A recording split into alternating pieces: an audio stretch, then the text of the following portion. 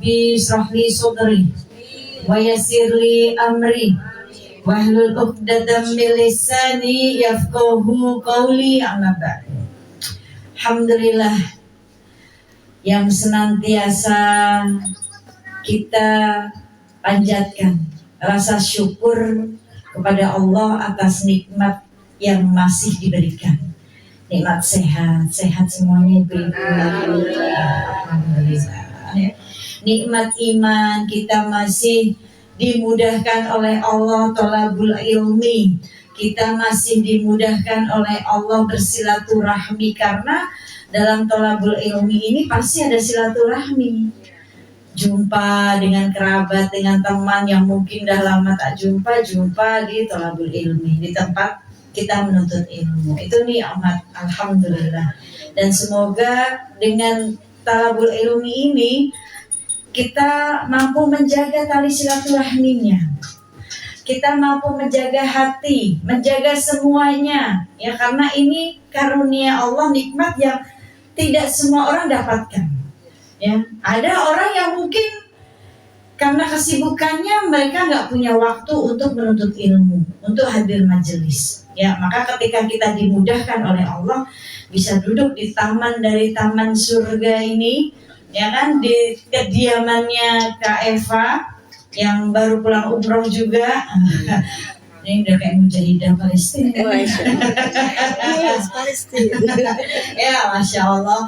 Ya, yang kita duduk di sini, duduk di taman dari taman surga, setiap datang ke rumah Kak Eva pasti bentukannya beda-beda lagi.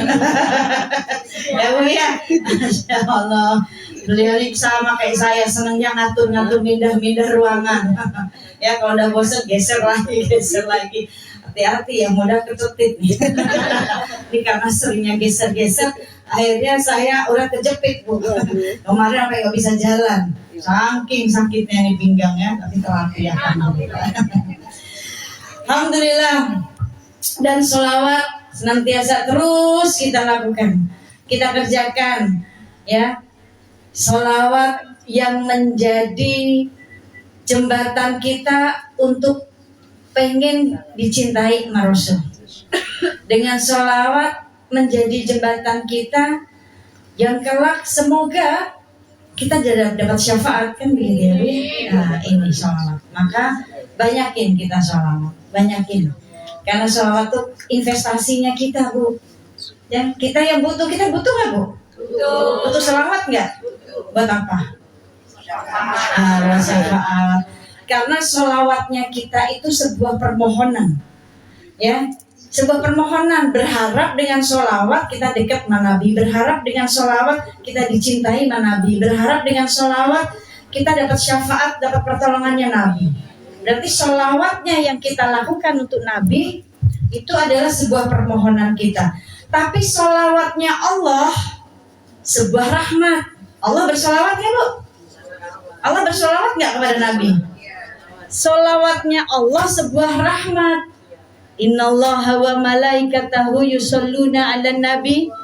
Sesungguhnya Allah dan para malaikat bersolawat kepada Nabi. Jadi yang pertama kali bersolawat siapa Bu? Allah dan para malaikat bersolawat. Dan solawatnya Allah itu rahmat untuk semuanya. Maka ketika kita bersolawat, kita pun dapat rahmatnya. Solawatnya Allah kepada Nabi Muhammad itu rahmat yang Allah berikan kepada Nabi Muhammad sebagai seorang kekasih Allah. Yang harusnya Nabi Muhammad gak butuh solawatnya kita. Butuh gak kira-kira? Enggak. Nabi Muhammad gak butuh solawatnya kita, karena sudah cukup dengan solawatnya Allah saja. Itu sudah memberikan rahmat, memberi kemuliaan untuk Rasulullah gitu. Jadi Rasul gak butuh sholawat kita, tetapi ya, kenapa kita disuruh bersolawat? Kan ayatnya surat Al-Ahzab ayat 56 itu, ya, di surat Al-Ahzab ayat 56. Innallaha wa malaikatahu yusholluna 'alan nabi. Jadi kalau ada yang nanya, emang kamu tahu siapa pertama kali yang bersolawat kepada Nabi? Jangan kita bingung Bu jawab. Tahu tuh di surat Al-Ahzab ayat 56. Siapa yang pertama kali bersolawat? Allah dan para malaikat. Lalu Siapa lagi yang bersolawat? Allah minta kita bersolawat. Ya ayyuhalladzina amanu, hai orang-orang beriman, sallu alaihi wasallimu taslima. Maka bersolawatlah dan berkirim salamlah kepadanya. Baru Allah nyuruh kita. Kenapa Allah nyuruh kita bersolawat? Kenapa, Bu? Kenapa Allah nyuruh kita bersolawat? Bukankah Nabi cukup dengan solawatnya Allah saja? Lalu kenapa kita juga disuruh bersolawat? Tanda cinta kita. Supaya apa? Kenapa kita disuruh bersolawat kepada Nabi? Allah yang nyuruh langsung karena Allah tahu yang dicintai sama Nabi siapa sih, Bu? Umatnya. Maka Allah akan berikan, ya, rahmat yang Allah berikan kepada Nabi diberikan juga kepada orang yang dicintai sama Nabi, umatnya. Jadi umatnya ketika bersolawat kepada Nabi dapat rahmat Allah juga, karena umatnya orang yang paling dicintai sama Nabi. Maka Allah saking baiknya Allah kepengen yang dicintai sama Nabi pun dapat rahmatnya, dapat berkahnya, kan begitu, dapat syafaatnya. Nah ini jadi Nabi nggak butuh salawat kita, tapi kita yang butuh karena itu investasi, permohonan. Coba lihat, ibu ketika lihat mobil bagus, Allahumma sholli ala Muhammad, ya Bu ya, salawatin aja dulu. Ngelihat rumah bagus, rumahnya Kak Eva, Allahumma sholli ala Muhammad, kan gitu. Berarti kan sebuah permohonan supaya kelak kita pun dapat apa yang kita mohonkan, apa yang kita minta, kan gitu. Ya, solawatin aja dulu, banyakin solawat dan juga dapat, ya kan gitu. Berarti solawatnya kita permohonan, dari kita bersolawat Allah berikan rahmat, dibukain jalannya sama Allah. Insya Allah. Alhamdulillah. Hari ini kita jumpa dalam silaturahmi. Silaturahmi ini satu keutamaannya bawa manfaat banget, Bu. Panjang umur. Kenapa bisa panjang umur? Karena ketika kita ketemu sama teman, ya ditanya, sehat ya Allah, semoga sehat ya, kan didoain, Bu. Didoain nggak berarti? Didoain, dari doa itu kita sehat. Ya, dari doa itu memperpanjang usia kita karena kita didoain sehat afiat. Lalu silaturahmi jadi pembuka jalan rezeki kita. Ada aja deh pasti rezeki dari Allah. Datang ngumpul begini silaturahmi, nanti pulang sama Kak Eva dibawain berkat. Biasa kan gitu ya Bu ya. Rezeki enggak? Rezeki itu dari silaturahmi, ya. Lalu silaturahmi membawa apa lagi, Bu? Ya, bawa berkah. Kita pulang Allah berikan berkah. Apa itu berkah? Ziyadatul khair. Bertambahnya kebaikan demi kebaikan, banyak kebaikan yang kita bawa ketika kita bersilaturahmi. Kita pulang, udah banyak kebaikan, menang banyak kita, Bu, kalau silaturahmi ya, Bu. Dapat berkat. Itu kan ada sebuah rezeki dan kebaikan, ya. Nah, semoga silaturahmi ini harus kita jaga. Jangan sampai silaturahmi gak bawa apa-apa, cuma bawa berkat doang, ya, tapi hatinya belum bisa memaafkan. Kan ketika kita ketemu orang nih, Bu, ya, silaturahmi itu penghapus dosa juga, Bu, penggugur dosa. Gimana bisa, Umi, kita ketemu, apa kabar Kak Eva, salaman nih, saya salaman sama Kak Eva, jabat tangannya Kak Eva, apa kabar, sehat Kak Eva. Ini ketika seorang muslim dengan muslim satu lagi berjabat tangan, gugur dosa-dosanya. Ibaratnya ranting pohon tuh, Bu, ya, yang daunnya kering, ibu ambil, ibu hentakin begini, rontok nggak? Begitu juga ketika sesama muslim kita berjabat tangan, ya, saling memaafkan lahir batin, ya, itu dosanya berguguran. Tapi sesama perempuan, jangan sama laki-laki gak kenal, bukan mahramnya kita jabat tangan juga, ya kan gitu. Makanya kadang ada silaturahmi yang membawa ke neraka juga, Bu. Ya, ketika kita akhirnya bersentuhan, kita nggak jaga tangan kita, ya. Ganteng lagi kata Ibu. Ya. Astagfirullahaladzim. Ya, kita cukup begini ya, sesama ipar periparnya laki-laki ya, cukup. Jangan akhirnya merasa tidak enak, kita salaman, udah mengalirkan dosa, bukan gugur dosa tapi membawa dosa. Ya, maka dijaga silaturahmi ini, makanya dijaga nih hati terutama. Ya, ketika kita silaturahmi datang, kebetulan ada saudara atau teman yang memang musuhan mulu sama kita. Gimana tuh, Bu? Jangan remut, Bu. Ketemu, salaman, tetap disapa, apa kabar, maaf lahir batin ya. Kita ada punya niat untuk mengucapkan maaf. Sambil salaman, udah gugur dosa kita. Walaupun mungkin dianya mungkin bebel istilahnya. Gak mau maafin, kesel aja sama kita. Ya, tetap dosanya gugur kita. Ya, tetapi hatinya dia belum terjaga. Ketika kita sudah menjaga hati, salaman itu menggugurkan dosa. Setidaknya dosa dia sudah digugurkan sama Allah, walaupun hatinya mungkin dia belum bisa memaafkan, tapi Allah yang maha membolak-balikan hati. Dengan kita bersikap membuka pintu maaf, Allah yang maha membolak-balikan hati, ya, maka Allah akan bukakan hatinya, ya, ada jalan untuk dia suatu saat bisa memaafkan kita. Nah, maka dijaga hati, kan hati manusia ini golongannya 3 nih, Bu. Ya, 1, qalbun sahihun, hati yang sehat. Hati siapa? Hati kita. Masa? Emang udah sembuh? Lukanya udah sembuh, kecewanya udah sembuh. Ya, hati sehat, hatinya para salafus saleh. Hati orang-orang ulama-ulama yang mungkin hatinya nih sama Allah selama di dunia dijaga dari maksiat dunia. Ini hatinya para salafus saleh, para kekasih-kekasih Allah, ya. Kenapa mereka mampu hatinya sehat? Hatinya sehat karena mereka beliau-beliau tahu Allah itu yang pertama dilihat dinadrah oleh Allah bukan pakaian kita. Yang pertama dilihat oleh Allah bukan rumah kita. Yang dilihat oleh Allah bukan jabatan kita, titel kita, mobil yang kita bawa, tas yang kita tenteng, nggak dilihat sama Allah. Tapi yang dilihat oleh Allah hati. Hati pusat pandangannya Allah. Maka para ulama saleh, salafus saleh, mereka para kekasih Allah akan senantiasa menyehatkan hatinya, menjaga hatinya supaya sehat.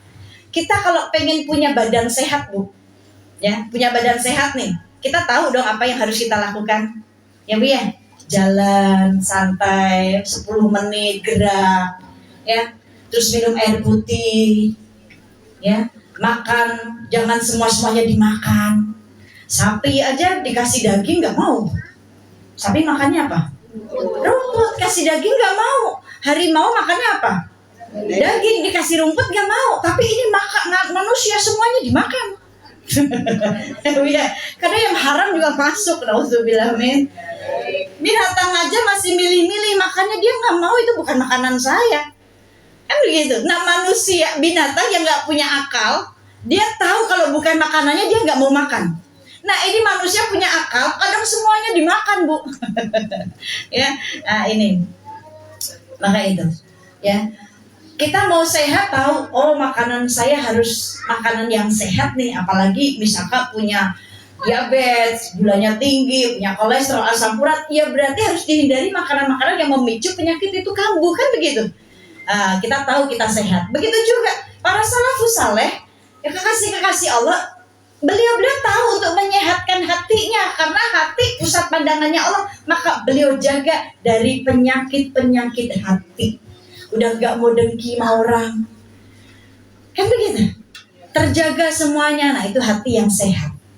Nah, yang kedua, qalbun marid, hati yang sakit. Hati siapa kira-kira? Hati siapa kira-kira kok senyum-senyum mesem-mesem, Bu?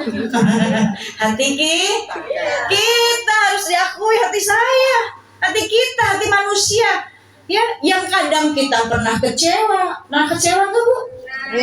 Pernah, sering. Kenapa sering kecewa, Bu? Hah? Iya, kenapa hati sakit? Karena ada kecewa. Ya, karena kita nih sesuatu yang membuat hati kita sakit karena kita kecewa.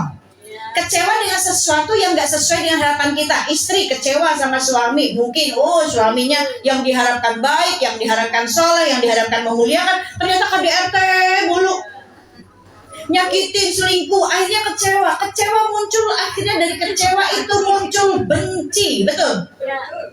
Ketika muncul benci, akhirnya susah untuk memaafkan. Karena perempuan itu ahli sejarah, Bu. Bener gak? Wanita ahli sejarah gak? Gimana ahli sejarahnya? Satu kesalahan suami, ingetnya sampai bertahun-tahun. Ya Bu ya.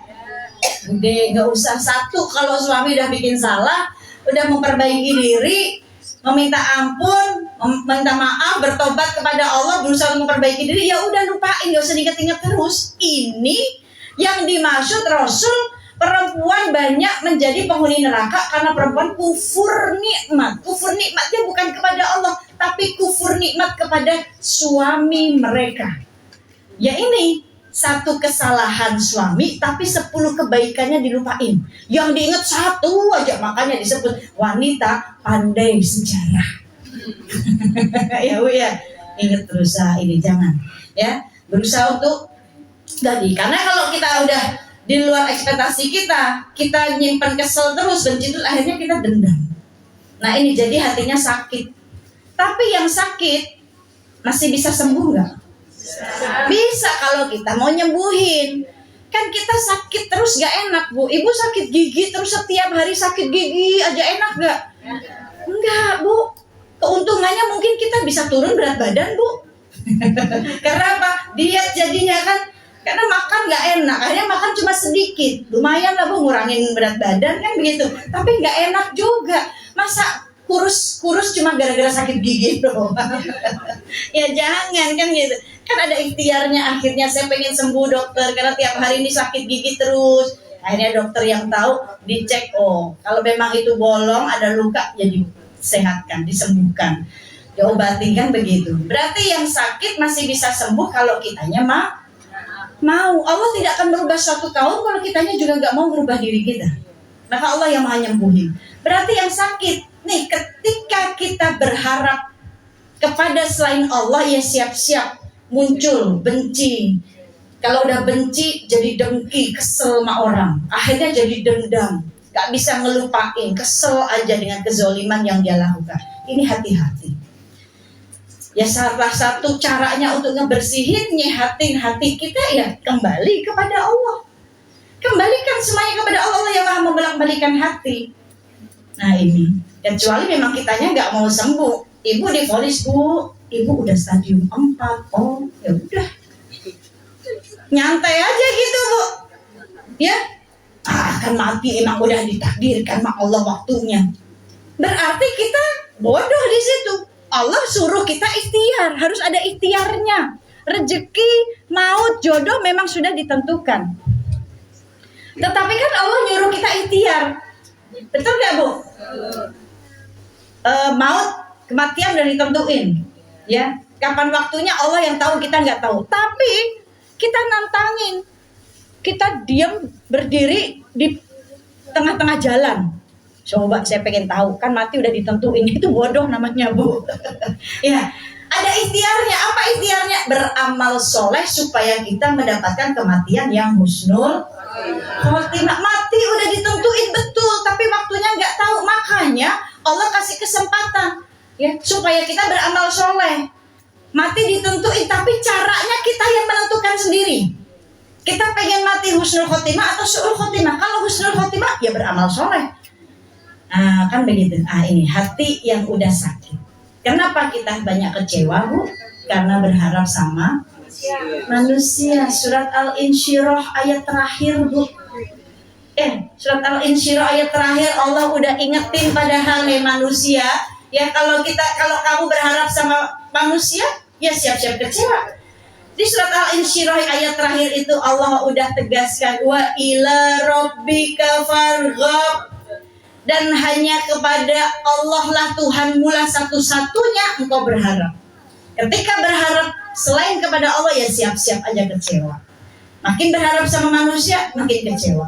Istri berharap sama suami, pengen suaminya soleh, gak soleh-soleh ya kecewa. Tapi harapannya sama Allah, ya Allah solehkan suami saya dengan doa, Bu. Belum soleh juga ganti aja namanya soleh. Ganti dulu. Ya, jadi tugas istri ikhtiar. Ya ada ikhtiar ya yang menyolehkan Allah, tapi dengan kesalehan istri kuatin dengan doa, tetap santun kepada suami, bisa jadi kesalehan istri turun hidayah dari Allah, suami jadi soleh. Nah, gitu. Yang ketiga, golongan hati yang mati, mayitun, mati hatinya. Ini semoga bukan golongan hatinya kita nih. Orang-orang yang hadir majelis walaupun hatinya pernah sakit, tapi jangan sampai mati ya Bu ya. Orang kalau hatinya mati itu udah bodo amat sama apapun Bu. Sama orang udah bodo amat, saudara kamu habis kesusahan bodo amat. Itu mati hatinya Bu, nggak peka, nggak sensitif ya, hatinya mati. Bahaya kalau hati mati, maka khatamallahu ala qulubihim. Allah akan kunci sekalian hatinya. Allah mundur secara pelan-pelan dalam hidupnya. Nauzubillah min. Baik ibu-ibu yang dirahmati oleh Allah, semua orang pengen masuk surga. Bahkan silaturahmi ini bisa membawa kita ke surga, bisa membawa kita ke neraka. Ya, semua orang pengen masuk surga. Pengen masuk surga nggak Bu? Pengen. Benar pengen. Orang yang waras pasti pengen masuk surga. Orang yang waras pasti pengen masuk surga. Ya. Dengan cara yang Allah sudah tentukan. Ya. Suatu hari, nah ini di kitab Thariqus Shalihin. Saya orangnya suka baca Bu. Nah kitab ini, kitab Thariqus Shalihin itu jalan para penghuni surga. Masya Allah. Ya suatu hari seorang sahabat Nabi bernama Imran bin Husain. Kenapa mic-nya ya? Kesenggol nggak Bu di speakernya? Takutnya kesenggol. Suatu hari seorang sahabat Nabi, ini sahabat senior Bu, bernama Imran bin Husain. Beliau bertanya kepada Rasulullah SAW, ya Rasulullah, apakah surga dan neraka itu sudah ditentukan siapa-siapa yang akan memasukinya? Apakah Allah sudah menentukan surga dan neraka? Maka Rasul saat itu menjawab, iya, surga dan neraka sudah ditentukan oleh Allah. Lalu Imran bertanya lagi, kalau memang surga dan neraka sudah ditentukan orang-orangnya, golongannya, untuk apa lagi kita beramal soleh? Untuk apa kita beramal soleh kalau memang surga dan neraka sudah ditentukan? Maka Rasulullah SAW menjawab, ya, surga dan neraka sudah ditentukan oleh Allah. Bagi yang dikehendaki golongan masuk ke dalam surga, maka semuanya akan dimudahkan jalannya oleh Allah. Ya. Karena itu takdir. Yang ditentukan takdirnya masuk neraka, jalannya juga dimudahin oleh Allah untuk masuk ke dalam neraka dengan amal-amal yang dia lakukan selama di dunia. Yang ditentukan jalannya masuk surga pun juga sudah ditetapkan oleh Allah, maka Allah akan berikan kemudahan bagi keduanya. Yang ditakdirkan masuk surga dimudahkan jalannya untuk menelusuri surga dengan amal-amal soleh selama dia hidup di dunia. Yang ditetapkan neraka oleh Allah, orang-orangnya, jalannya pun dimudahin oleh Allah untuk dia menelusuri jalan ke neraka. Yang ketika di dunia mungkin tidak beriman kepada Allah, tidak mentaati segala perintahnya Allah, tidak bertakwa. Kan takwa itu artinya menjalankan perintah Allah, menjauhi. Ketika dua-duanya, ya, perintahnya dilanggar, larangannya pun tidak ditinggalkan, ya, dan tidak mau berubah, Allah tidak akan merubah suatu kaum jika kaum tersebut juga tidak mau merubah dirinya. Maka jalannya yang akan dimudahkan oleh Allah untuk menelusuri neraka. Nah ini, ya. Yang ke surga jalannya dimudahkan oleh Allah, udah ditetapkan akan dimudahkan. Walaupun jalan menuju surga mudah atau susah Bu? Bu, jalan menuju surga mudah atau susah? Susah. Dibanding jalan menuju neraka mudah atau susah? Mudah. Gibahin orang aja terus, Bu. Ya, Bu ya. Mudah tuh jalan menuju neraka, Bu, kalau kita istiqomah. Nauzubillah min dzalik, gibah namimah hal yang dibenci sama Allah. Berarti kan takwa itu artinya meninggalkan yang dilarang. Nah, gibah, namimah, ngadu domba, ngomongin orang itu hal yang dilarang oleh Allah, hal yang dibenci. Ya tinggalin. Jangan diistiqomahin, Bu. Ya. Susah nggak untuk meninggalkan larangan Allah, Bu? Hah? Susah nggak, Bu? Susah ya, Bu, buat ninggalin gibah ya, Bu? Hah? Susah ya. Ibu tegang gitu, Bu. Ya. Habis gimana, Umi, kalau tiba-tiba teman kita ngajakin ngomongin orang yang lagi viral-viral, ya tinggalin aja, Bu, pura-pura ke toilet kek. Kan kita sedang ingin diberikan kemudahan oleh Allah jalan menuju surga.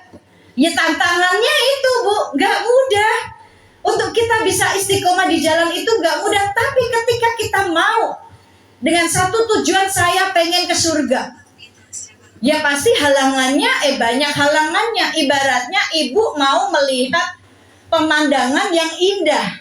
Misalkan nih liburan kemarin ibu diajak sama suami ke Gunung Bromo. Untuk dapat view gunung yang indah itu kan kita harus jalan dari mungkin sebelum matahari terbit. Ya, Bu ya? Kalau perlu subuh di sana. Kan gitu. Kalau kita siang udah jalan ke sana, udah ketinggalan tuh. Ya, matahari terbitnya. Belum panas, jalannya berliku. Aduh, capek banget deh gitu. Udah deh, enggak usah deh, udah telat ini, kan gitu. Kadang hawa nafsu ngojok-ngojokin, ngapain udah jauh-jauh naik ke sana. Enggak usah, udah lihat aja di YouTube sama aja. Beda kan begitu ya, Bu ya? Nah, ini jalannya gak mudah, tetapi ketika kita pelan-pelan sabar, sami'na wa ata'na, dengar apa perintah Allah, taat, kita pelan-pelan sabar, tawakal, ada ikhtiarnya. Ketika sampai ke atas, yang tempat tujuan kita melihat view Gunung Bromo, matahari terbit, capeknya hilang, Bu. Betul gak? Udah gak capek lagi, udah nikmat begitu. Ketika kita nanti mau melihat surga, yang di sana semua ada, ya, nikmatnya melebihi kenikmatan yang ada di dunia, indahnya melebihi keindahan yang ada di dunia. Ketika udah sampai surga, udah gak ada lelah lagi, gak ada penderitaan lagi, gak ada kesusah payahan lagi. Tapi ketika masih ada di dunia, ya pasti kita menderita, kita susah, kita sedih, ya, ada kesusah payahan untuk itu, namanya juga dunia, ya, Bu ya. Nah, gitu. Maka jalan orang-orang yang menuju surga, ya, ada golongannya nih, Bu. Ya, dua golongan, ya, orang-orang yang ketika nanti masuk ke dalam surga dan masuk ke dalam neraka, dua golongan. Allah Subhanahu wa taala, ya, sudah menggambarkan itu semuanya, menetapkan takdir mereka golongan ini yang masuk surga dan masuk ke neraka. Ya, ibu bawa Quran nggak? Kalau nggak bawa, handphonenya pasti ada Qurannya ya, Bu ya. Ayo kita ngaji dulu, buka Qurannya. Handphone juga nggak apa-apa. Ya.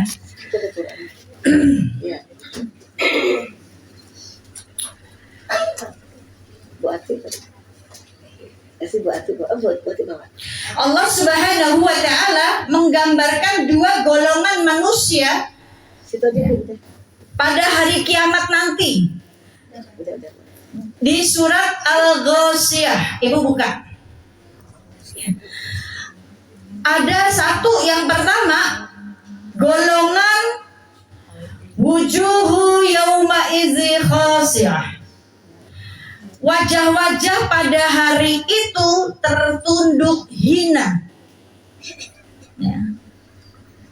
Itu golongan pertama tuh, Bu. Wajah-wajah pada saat itu tertunduk hina.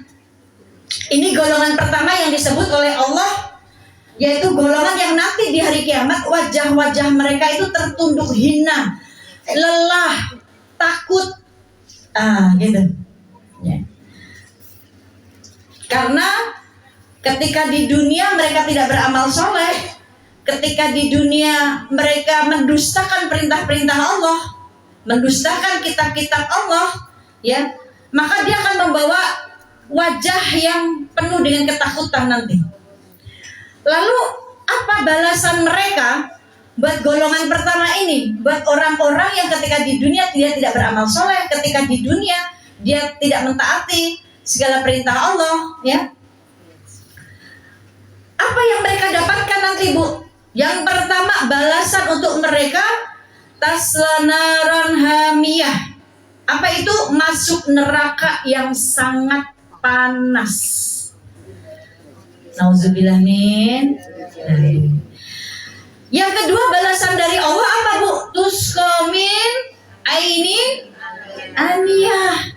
Minum dari mata air yang sangat panas mendidih, Bu. Bayangin ketika haus banget, tapi yang dapatnya bukan air putih yang dingin, Bu, mata air yang dingin, tapi justru mendapatkan mata air yang sangat panas mendidih. Aduh, langsung pecah tuh kerongkongan, Bu.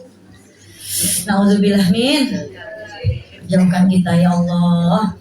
Yang ketiga apa, Bu? Apa balasan Allah untuk mereka? Yang ketiga, laisa lahum ta'amun illa min.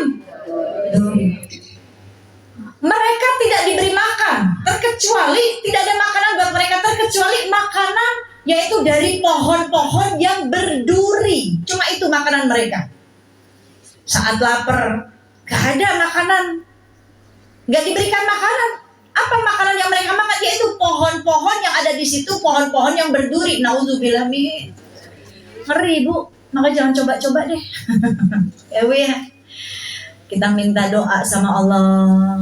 Allahumma inna nas'aluka ridhaka wal jannah wa na'udzubika min sakhatika wan nar. Terus baca banyak-banyakin doa itu, ya.